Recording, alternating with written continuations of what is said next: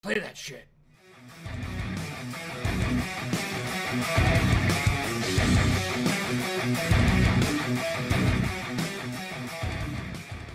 What's going on, Malakies? Vnncz3 here, and I'm so glad you stopped by. That's right, you Malakies. No one but you to come spend some of your quality time to come hang out with, well, me today. And in this video, of all the videos, I love Colosseum Monday, by the way. See the little horn? Yee! All right, don't get stabbed by it. Anyways, guys, look. In this video, I want to go over the fine print as far as the hero skills go that a lot of you guys are just simply missing by a lot. Not by a smidge, but by a lot, all right? I also want to go over the Constellation, how it works, how it's decided, all that good stuff. And a lot of you guys keep asking me, Vnn, when do I refresh the Colosseum? I will definitely give you guys my honest opinion about that. Also, when to do the Colosseum? A lot of you guys keep asking me, is there a better time of the day more than others? Okay, I'll give you guys pro tips for that. Also, I don't want to spoil the ending of the video. You guys are just gonna have to, make it out for there. But anyways, guys, look, let's go ahead and jump right into this video, Scoobs.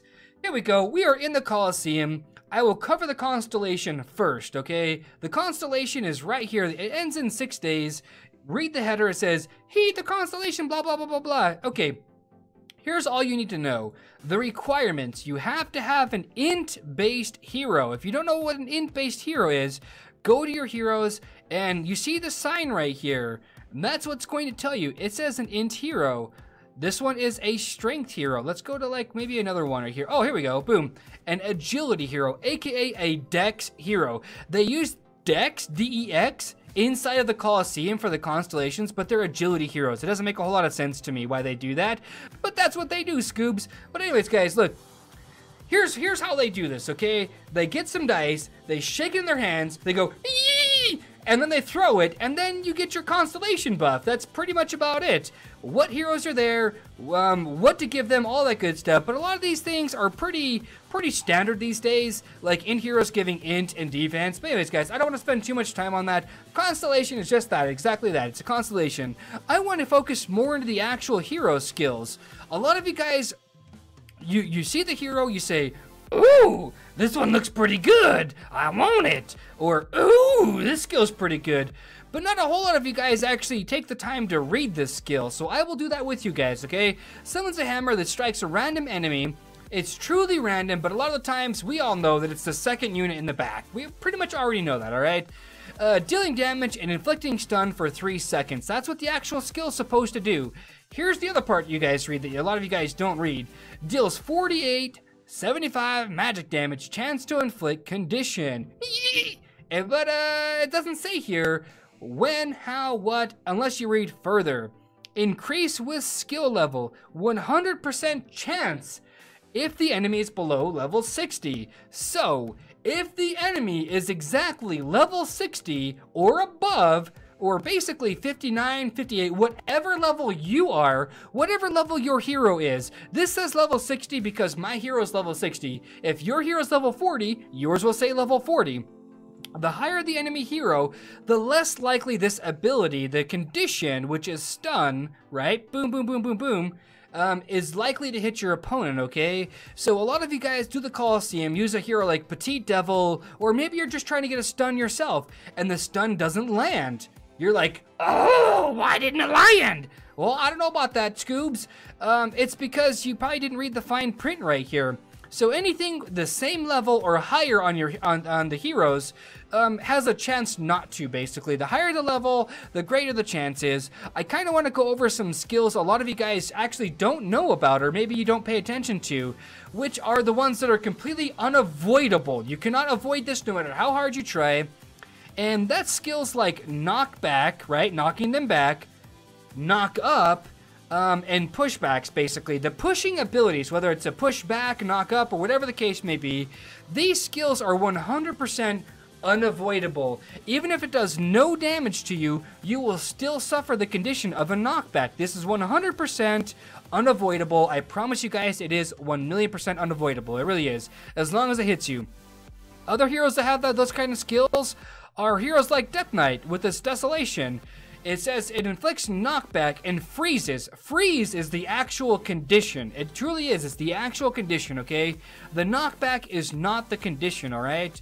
Other heroes that have this kind of ability are heroes like Vengeful Centaur. But just to kind of give you guys an idea of what I'm talking about with the actual skills, the reason why 8-18, or actually pretty much I think it starts at 8-9.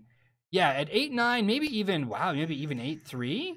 Yeah, starting at like 8-3 and above, basically these hero levels are level 65, meaning that you don't have a guaranteed shot in actually using your skill and having it land. But I will use a hero like Berserker here. I am going to take out Witch Doll. I'm going to put in Death Knight, actually. I'm going to use these skills right here. I'm going to show you guys what I'm talking about. Death Knight's ability here, it's going to be completely unavoidable. We all know Incinerator uses her Blaze ability first. She auto attacks and then blazes, basically, right? And that Blaze ability has a 1-second stun. Let's watch how many of these units actually get stunned by the ability. Watch her. Boom, right? This was stunned by the hammer, by the way, my bad. Yeah, that was stunned by the hammer. This stun right here was actually done by the Blaze, but all three of these got hit by the Blaze ability, right? You notice the knockup right there? Unavoidable, 100% unavoidable.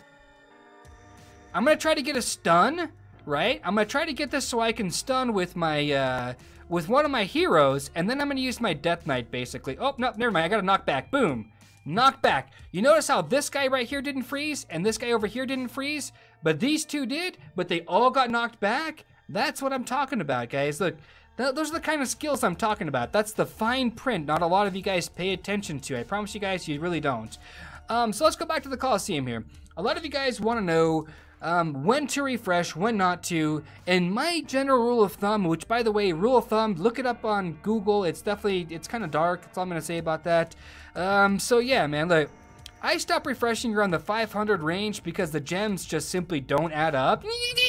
If you know what I'm talking about here, let me know inside the comments section, because if I do this right here, hit the clear button, let's say I'm right here at 500, right? I'm getting 75 gems, and there's only 8 turns in the Colosseum per day. It's 3-hour rotations of gems, times 3 by 8 is 24, right? So times 75 by 8, you're getting 600 gems total. One refresh is less 250 gems, right? You'll get 350 gems for the day as your overall net profit, unless you are so lucky to gain 100 spots with your 5 attempts, right? So not very likely right there. It's really not. I mean, you might lose one, or maybe you're not frugal with your changes, because changing might change the range right here. See that? 86, 83, 86 steel, hit the change button again, 85. You guys have to be frugal on your entries. You truly do. So when to do the Colosseum? Well, here's the kind of breakdown that I use, right?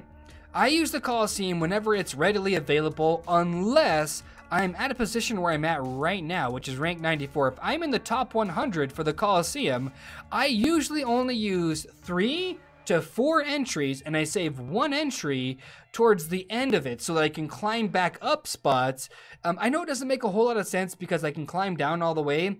Here's the thing, I don't want to have to refresh, basically, to stay in those spots. But here's the dealio, right? I found that I only get attacked every so often in the Colosseum if I am at a certain rank. So it works for me, it may not work for you guys, but that's all I'm going to say about that. I don't know about all that stuff, but, you know, look. There is basically no wrong time to do the Colosseum, guys. There truly isn't. A lot of you guys I know are struggling in the 500 and below category because a lot of you guys are wondering, well, VNN, how come I have gold heroes? All my heroes are gold that I'm using, but how come I'm not doing very good? They're all max geared, all of that good stuff, you know what I mean? And a lot of you guys just don't take into consideration the level of your heroes, okay? Some of you guys are level 58 or 59 with gold teams. You've got gold Rose Knight, gold Demon Slayer, gold Tracker. You know, you've got a bunch of gold heroes and they're maxed gear, but they're not applying their conditions because the enemy heroes are just that much higher level than you. That's probably the biggest thing I'm going to say about that. Always, always, always pay attention to the fine print. But I kind of want to show you guys this kind of a specialty here, because I couldn't help myself but laugh on this one. Give me a second, let me find it. Here we go. Let me go right there. Boom. Play it. Check this out, boys and gals, all the people viewing this. This guy, oh, no. This guy thought he would be cute, and that's all I'm gonna say about that. He thought that he would be cute and eat a death cap. One of the biggest ways, and I could have licensed to kill him. I really could have. In fact, I did on one of the guys that did, because he shielded immediately afterwards. But I waited until almost the time ran out. Look at that man. This guy, I released his leader after sending an attack at him, and he was in Battle Fury, so he could not shield. I timed it up perfectly right there, and there's Ballsy Goat right there. You see that right there? Man.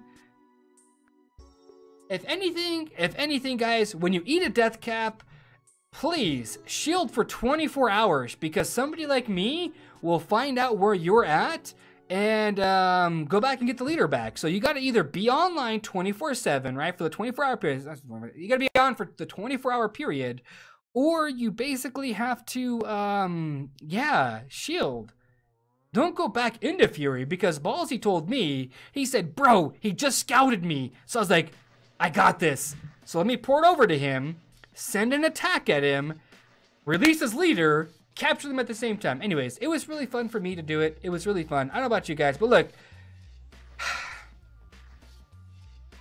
Love you guys to death. I really do. But y'all know what I'm talking about though, right? Love, peace, and chicken grease. Be safe. Thanks for stopping by to spend some of your quality time. And stay classy. And by the way, if you guys like these kind of Colosseum Monday videos, let me know inside the comments, because I read all of them. You guys already know I pay attention to them things, and I get my pointy head right here. Don't get stabbed by the pointy head. It might hurt you a little bit, alright? Love you guys, alright? Sorry if that hurt your ears. It kind of hurt mine a little bit ago. But anyways, peace. I'm kidding, guys. I don't do that. We're being a little awkward here. The cringe is just too good to pass up. It really is.